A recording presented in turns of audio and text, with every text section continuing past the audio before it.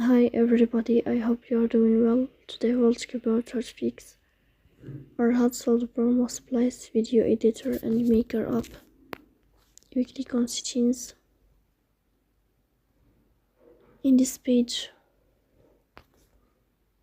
you click here on apps, default apps, app settings. One above you will search about Splice and you will click. In this page of app on full, you will click here on first stop and you will click OK.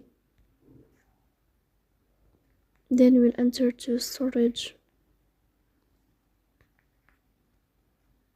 Here you will click on clear cache. Then you will turn off your Wi-Fi and you will turn on your Wi-Fi again to fix that problem. So please don't forget to press the bell icon and subscribe.